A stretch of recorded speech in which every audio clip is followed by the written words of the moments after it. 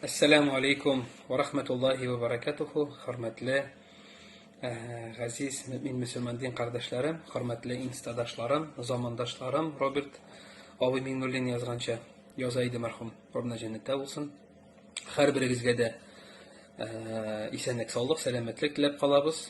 Дуслар, ир гаиләне тукландыру, тәэмин итү тулысынча ир өстендә. Хәтта хатын-кыз үзенең эшләгән акчасын үзенә генә тотарга хаклы булса, һәм гәрчә җәмәгать, хәтта шәригатьтә шулай, менә хатын-кызның хакы юк диләр, бурычлар, хаклары юк диләр. Хатын-кызның хакы бик зур, аның өстен бик зур. Аллаһ Тәгалә шуның кадәр аны менә шушыннан азат иткән, ул гаиләсенең җылылыгы турында гына уйларга тиеш. Моның дәлиле булып, әгәр дә хатын-кыз килешеп инде, белә, без ир кеше өстендә тулысынча гаиләне тәэмин итү, әгәр дә хатын-кыз үз акчасын шунда тота икән, ул аны кире шушы тоткан акчаны иреннән дә сорарга хаклы, чөнки хатын-кызның акчасы үзенең генә акчасы булып тора. Шуны искәртеп үтәм. Монда ничек килешләр инде, бу алдан килешенгән булыр.